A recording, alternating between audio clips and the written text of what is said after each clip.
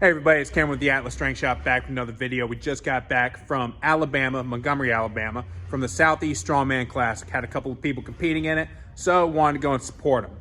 Filmed as much as I could. It wasn't the best day for everybody. We're going to talk about that. We're going to talk about how sometimes, external factors can lead to certain things, and sometimes it just doesn't work out. All in all, had a great time at the show. It was cold as hell.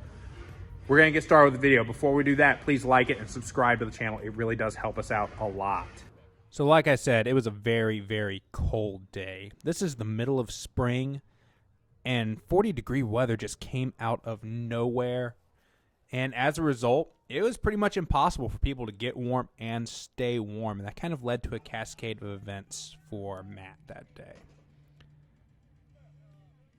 So I don't remember what each of these pulls were, but I know that Matt wound up working. Okay, I think this is actually, no, this is 445 right here. And then they slapped another 25 on each one after this. There's Justin with that 445. And here is Matt with 495. And it moved quick. But Matt said he felt a twinge in one of his hips. And if you know anything about strongman, you know everything involves your hips. So it kind of set him up for at a disadvantage for the rest of the day. This guy stood right in front of the shot. That was, I believe, let's see,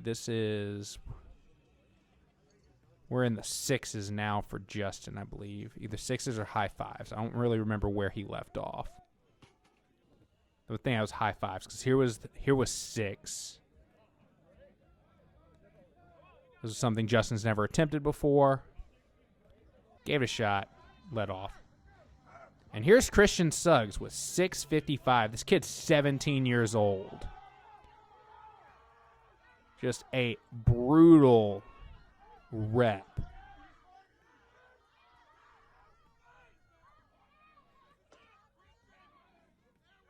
I did not think he was actually going to get that locked out, but he did. So now we move on to the press medley. So we talked about everything involving the hips. This was 225 pounds. I've seen Matt hit this 100 times, but Matt relies on being extremely explosive. And the hips just were not allowing for explosivity after the twinge during the deadlift. Now, I'll also say this. So they called this a circus barbell, and it was tires at an 18-inch height set on a deadlift bar, and oh my God, did that whip catch people off guard. And I think that had a big part of the issue for everyone who missed that one, because a lot of people really did. A lot more people zeroed this event than I thought would zero it. So there's Justin not using any leg drive whatsoever. So Justin, he's not a full member of Atlas, but he drops in, say like maybe once a month on average, just kind of work on the implements. He is strong as hell, but because he comes from a powerlifting background, he doesn't really know how to use his hips in an explosive manner. And a lot of the technique is off. So you see he doesn't have his elbows high enough. I was standing next to the promoter right then. He cringed whenever he dropped that on the concrete. Understandable, but accidents do happen. So Justin goes to try it again. A couple years ago, he didn't get it. So a couple years ago at Louisiana Strongest Man, we actually did a press medley that ended with our Slater logs, and one of our people just dropped the Slater log directly from overhead, and it just hit solid ground and wound up bending the pins. So I understand the frustration. So I know what they were going for. They just want to see some really heavy weights move. But I think from a spectator perspective, this was probably the least exciting event to watch of the day, because it was literally just picking it up an inch and setting it back down. Matt did very, very well in this event. he was only expecting about 800 pounds, and he wound up closing out the day with an impressive 965 pounds, which Matt only weighs about 230.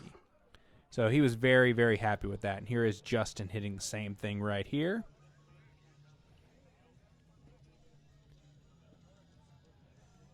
And towards the end of it, they said they could just feel their spines compressing before the weight would move. And here's Justin attempting what I believe was about 150 or 1050, something like that. It was over 1,000 pounds. Gives a little press. It leaves the ground a little bit. He decides not to lock it out, and he's cool with it. So at this point, Matt's hip was fried. He gave the Husafell its fair shot, wasn't moving to his liking, and he called it a day after that. But look at this Husafell stone. It is just as wide as it is short, and it was probably a good 10 inches to a foot thick. That was the most awkward Husafell I have ever seen in my entire life. A lot of these guys were not, they just weren't able to get it off the ground. And you just, like, looking at it from the outside in, you just about needed to pick it up like an actual Atlas stone and pull it into the lap to really get it high onto your chest. So Justin's strong as hell. He doesn't train the implements very often, but I want you to watch what happens. And this is just because this isn't a strength issue. This is just a lack of experience issue. He thought he was tall enough to just throw it over. And this probably cost him a couple of places when it was all said and done at the end of the day. If he just would have extended the hips, he would have had that. This was probably Justin's best event of the day right here, was the farmer carry. He has a very strong deadlift. This was 265 pounds per hand. So the pick was easy. He just got a little winded. I'd say with this event, he just needs to work on transitioning just a little bit quicker. And he probably could have gone an entire another length with this one. So Matt didn't attempt this one just because his hip was shot by the end of the day. Hate it for him, but it does happen. I know he's going to take a break from strongman for a little bit and see if he can basically just do a little bit of bodybuilding training for a while. See if he can get the body a little bit healthier and moving a little bit better. All right, this was funny. Here's Andrew Perkins. And these are Justin's kids trying ammonia for the first time. Even after watching her big sister, the little sister goes in and tries it too, and in my opinion, handles it a lot better. So that's it for the video. Like I said, if you liked it, please like it and subscribe to the channel. It really does help us out a lot. If you'd like to come and check this gym out, be part of our community, hit me up on Instagram. That's the best way to get in touch with me. If you're not in the Baton Rouge area and you still like support, you can do that a couple of ways. You can head to the website and check out our programming options and our apparel options. I designed all the apparel myself. I like it. Hopefully you do too. You can also, if you're not looking to do that, check out our competitions that we have. The next one we have is going to be April 1st. That's Louisiana's Strongest Man. If you haven't been training for it, it's a little late in the game for that one. But keep an eye out on Iron Podium because we're going to be announcing our fall competition literally immediately after Louisiana's Strongest Man. So until next time, keep that tight.